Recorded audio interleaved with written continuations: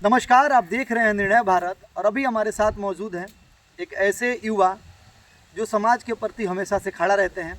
नाम जिनका आप जानते ही हैं, फिर भी आपको बता देते हैं, सौरभ ठाकुर जी। और पहलगाम मुद्दे को लेकर के इनसे हमारी मुलाकात हुई है, जिस पर हम बात करना चाहेंगे। सबसे पहले तो हमारे चैनल में आपका स्वागत है। आपका भी स्वागत है। आपके जो भी फॉलोअर लोग हैं, जो भी लोग आपको फॉलो करते हैं, जहाँ तक ये वीडियो पहुँचे, उन सबका स्वागत है, सबको नमस्कार है, सबको जय श्री राम। एक सवाल रहेगा सौरभ जी आपसे कि आज देश में हर जगह जो है कहीं ना कहीं हिंदू ही मारा जा रहा है, चाहे वो कश्मीर का पहलगाम हो या पश्चिम बंगाल का मुर्शिदाबाद हो। कौन है इसका जिम्मेदार?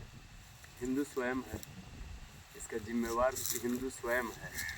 एक थोड़ा सा मैं आपको स्लोगन एक कह के सुना रहा हूँ कि जब जब हिंदू बटा है तब तब हिंदू कटा है और हिंदुस्तान का सीमा घटा है। ये आज नहीं हो रहा है, ये हमेशा से होते आए। हिंदू आखिर बंट कैसे रहा है? हिंदू को बांट रहे हैं विभिन्न राजनीतिक दल के लोग, अपना अपना कुर्सी सलामत रखने के लिए।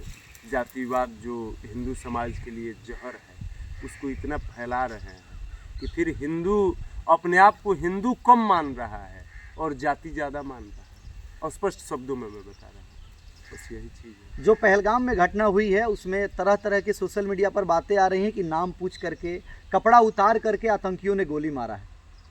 इसको लेकर के हिंदुओं के मन में क्या चल रहा है, ये बताइए। हिंदुओं के मन में चलेगा 2, 4, 5, 10 दिन, उसके बाद फिर सब लोग भूल जाएंगे। फिर इसका जिम्मेदार कौन है? कौन लेगा? हिंदू? क्या हिंदू तो इतने न जातियों में बटा है कि किसी से किसी का कोई रिश्ता है। आप मठ मंदिर के कार्य में किसी जाति का सम्मेलन हो, वहाँ ज़्यादा भीड़ मिलेगा, और कभी हिंदू समाज का सम्मेलन करवाइए, वहाँ कम भीड़ मिलेगा।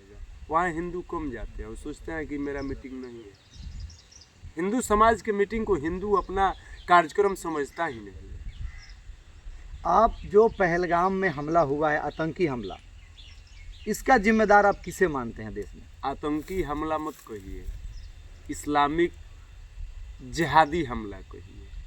चूँकि ये पहलगाम में हुआ है और इसको आतंक से इसलिए जोड़ा जा रहा है कि कहा जा रहा है कि पाकिस्तानी आतंकी इसके षड्यंत्रकारी थे और पाकिस्तान से आतंकवादी आके हमारे निर्दोष हिंदू सनातनी भाइयों पे जो हमला हुआ, बंधुओं पे, इसलिए पाकिस्तान से जोड़ा जा रहा है, आतंकवाद से जोड़ा जा रहा है।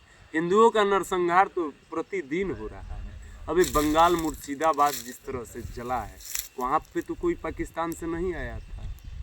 अभी कश्मीर है, इसलिए पाकिस्तान से और आतंकवाद से जोड़ा जा रहा है। देश के कोने कोने में हिंदू कट रहा है, हिंदुओं का घर जल रहा है, हिंदू की बेटी बहन टारगेट की जा रही है, लव जिहाद का शिकार हो रही है। ये कोई नया बात थोड़े है। 2014 के बाद से देख लीजिए, देश के प्रधानमंत्री हिंदू, गृह मंत्री हिंदू, लेकिन हर जगह हिंदू ही मारा जा रहा है। हम तो लोग कहेंगे कि अपने देश में जो धर्मनिरपेक्षता है, सभी लोगों की सामान्य जो आज़ादी मिला है, इस सामान्य अधिकार पे हम चोट कर रहे हैं, इस देश की अखंडता पे हम चोट कर रहे हैं। यदि हम कहेंगे तो लोगों को यही समझ में आएगा। लेकिन मुर्शिदाबाद में जो हुआ, वहाँ प्रतिकार होना चाहिए था कि नहीं होना चाहिए? होना चाहिए। यदि प्रतिकार होता तो उस तरह की घटना पे पूर्ण विराम लगता। प्रतिकार हुआ। हिंदू कभी अपने हक के लिए आवाज़ बुलंद किया है? कभी हिंदू के साथ अन्याय हुआ है तो उस अन्याय का प्रतिकार हिंदू किया है? तो क्या कहा गया है? तो क्या ऐसे हिंदू हर जगह काटता मारा जाएगा? हाँ, लोग कहते हैं कि हिंदू अहिंसक होते हैं। कहा गया अहिंसा परमो धर्म, धर्म हिंसा तो धर्म की स्थापना के लिए कहीं हिंसा करना हो तो उस हिंसा से जो परहेज करे वो अधर्मी है।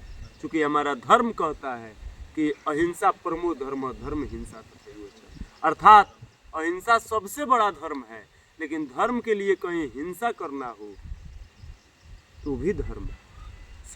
सबसे परम धर्म हो कि अपने धर्म के स्थापना के लिए कहीं हिंसा करना हो तो धर्म की स्थापना अन्याय का प्रतिकार से ही होगा। अन्याय सहने वाला अन्याय करने वाले से ज़्यादा दोषी होता है। हमने कभी बैठ के चिंतन नहीं किया। हमारा हिंदू समाज, कहीं आप देखे हैं कि हिंदू समाज चिंतन करता हो? आपके गांव में 5 मंदिर होगा, मेरे गांव में 2, 4, 5 मंदिर है। कभी आप देखते हैं दुर्गा पूजा आएगा, मूर्ति रखाएगा, पंडित जी मंत्र पढ़ेंगे, उतना ही देर के लिए हिंदू जाएगा। छठ पूजा में कोसी जाएगा, अर्घ दिया जाएगा, लेकिन कहीं आप दिखा दीजिए कि हिंदू चिंतन में हिंदू शामिल हो, आत्मचिंतन करने में हिंदू बैठता हो कि ना हमें आत्मचिंतन करना चाहिए। क्यों 1947 से आज तक हम ही कटते आ रहे हैं, हमारे बेटी बहनों को ही टारगेट किया जा रहा है, घर हम बनवा रहे हैं, कोई दूसरा आके कब्जा कर ले रहा है। एक बात जान जाइए, लोग कहते हैं कि मूलभूत आवश्यकता रोटी कपड़ा और मकान है। कभी किसी के मुंह से सुने हैं? लोग ये भी कह देते हैं कि मंदिर खाए के दे दी, धर्म खाए के दे दी। लेकिन एक बात जान जाइए, जहाँ धर्म कमजोर होता है वहाँ रोटी छीन लिया जाता है, बेटी बहनों का कपड़ा फाड़ के नग्न कर दिया जाता है और मकान में आग लगा दिया जाता है। इसलिए सबसे पहले धर्म की मजबूती, रोटी कपड़ा मकान कमाइए, आवश्यकता भर कमाइए, लेकिन उसके साथ साथ ऐसा कार्य भी कीजिए कि आने वाला पीढ़ी बोले कि हाँ, हम गर्व से कहे कि हम फलाने के बेटा हैं। जैसे आज हम गर्व से कहते हैं, हमारे जैसा हिंदू गर्व से कहते हैं कि हमारे पूर्वज राणा संगा हुआ करते थे, महाराणा प्रताप हुआ करते थे, छत्रपति शिवाजी। आज तो इनको भी लोग जातियों में बांट दे रहे हैं। ये समस्त हिंदू जनमानस के लिए, समस्त सनातन सभ्यता संस्कृति मानने वालों के लिए परम पूज्य लोग हैं। छत्रपति शिवाजी, दामोदर सावरकर जी जो वीर सावरकर जी हैं, जो छत्रपति शिवाजी हैं, महाराणा प्रताप जी हैं, पृथ्वीराज चौहान जी हैं, ये सभी लोगों का देन है कि हम लोग आज सनातनी अपने आप को कह रहे हैं। इन लोगों का नाम लेने में गर्व की अनुभूति होती है। ऐसा कुछ हम लोगों को भी करना चाहिए कि आने वाला पीढ़ी हम लोगों का नाम भी गर्व से। सीमा पार से आतंकी आते हैं, मार करके चले जाते हैं, क्या इसके ऊपर सरकार को कोई बड़ा एक्शन लेना चाहिए या नहीं? सरकार तो एक्शन ले रही है, और सरकार ये ऐसा मतलब राष्ट्रीय सुरक्षा का मामला है, इसमें हमारी सरकार सोने वाली भी नहीं है। आज आतंकी उनका जो अच्छा कार्य है हिंदुत्व और हिंदुस्तान के प्रति, आज विश्व पटल पे हमारे भारत को जो सम्मान मिल रहा है, इससे पड़ोसी हमारा जो पाकिस्तान है बौखलाहट में आतंकियों को भेज के और कश्मीर का अमन चैन शांति, शायद धरती का स्वर्ग कश्मीर को कहा जाता है, उसको छीनने का जो असफल प्रयास हो रहा है पाकिस्तान के द्वारा, उसके मंसूबे को, उसका जो पाकिस्तान का जो सोच है, उस सोच को कभी हमारे देश के यशस्वी प्रधानमंत्री नरेंद्र मोदी जी सफल नहीं होने देंगे। और वास्तव में नरेंद्र मोदी जी हमेशा इन सब चीज़ों पे सक्रिय रहे हैं और पलटवार किए हैं, प्रतिकार भी किए हैं। इतिहास गवाह है, उरी हमला हो या पुलवामा हमला जो हुआ था, दोनों के बाद स्ट्राइक हुआ और पाकिस्तान खुद मीडिया में पाकिस्तान के जिम्मेवार लोग आके कबूल किए, और उसका भी यहाँ पे लोग सबूत खोज रहे थे। इस देश में भी हमारे आतंकियों के भ्राता बसते हैं, आतंकियों के बंधु, आतंकियों के संरक्षक हमारे देश के अंदर भी हैं। हमारे देश की सेना बाहरी दुश्मनों से लड़ लेती है, लेकिन हमारे अंदर के अंदरूनी दुश्मनों से कौन लड़ेगा, ये निर्धारित करने की ज़रूरत है, ये चिंतन करने की ज़रूरत है। अच्छा, एक सवाल रहेगा कि आप भी और सभी लोग सुनते आ रहे हैं कि शुरू से कहा जाता है हिंदुस्तान के द्वारा कि पाकिस्तान भूखा है, नंगा है, भिखमंगा है, लेकिन फिर भी पाकिस्तान ही घुस के मार देता है। देहात में देखते हैं जो सज्जन होते हैं, हिंदू कभी किसी को छेड़ता नहीं है। सनातन जो धर्म है, कभी नहीं हिंदू कहता है हिंदू भवन्तु सुखिनः हिंदू सन्तु निरामया, हिंदू कहता है सर्वे भवन्तु सुखिनः सर्वे सन्तु निरामया। और हिंदुस्तान में बहुसंख्यक आबादी हिंदुओं की है, तो हिंदुस्तान राम के मर्यादा पे चलता है। हम राम के उपासक हैं, और राम समुद्र के किनारे 3 दिन तक अनुनय विनय करते रह गए, और फिर भी जब समुद्र देव प्रसन्न नहीं हुए, समुद्र देव मार्ग नहीं दिए, तो फिर तीर कमान उठाए। उसी तरह की बात है।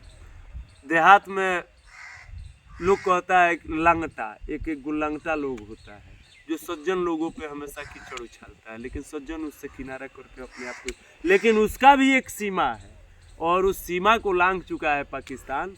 और हमको लग रहा है कि मोदी जी आर्थिक कमर तो तोड़ेंगे ही जो बचा खुचा है, लेकिन मोदी जी सीना का घाव लेके और बिना पलटवार किए हुए घूम नहीं सकते हैं। और मुझे लगता है कि उनके अंदर जो आग लगी होगी उसकी कल्पना हम लोग नहीं कर सकते। अच्छा एक बात बताइए, आप कह रहे हैं कि मोदी जी के सीने के अंदर आग लगी है, ठीक है, आपका भी कहना हम मानते हैं, लेकिन पुलवामा जो हुआ था और जिस बताया गया था कि भारत की सेना पाकिस्तान में घुस करके मारे थे, हमारे यहाँ के सेनाओं की छोटी छोटी लाश के चिथड़े देखने को मिला था, लेकिन उन आतंकियों का एक भी वीडियो नहीं आया था जो हमारी सेना घुस करके मारी थी।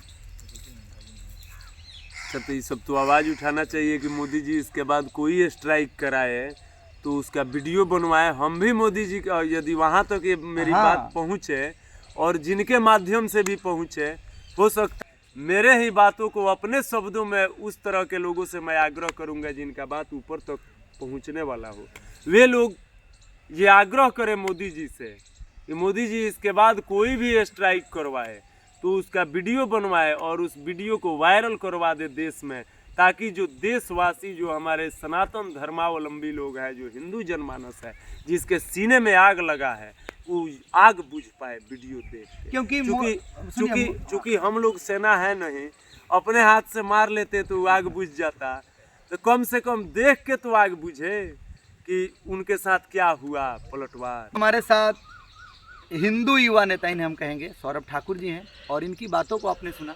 बाकी आप इनके बातों से कितने सहमत हैं कमेंट बॉक्स में जा करके ज़रूर कमेंट करके बताइएगा। मिलेंगे हम आपसे अगले वीडियो में, तब तक के लिए जय हिंद।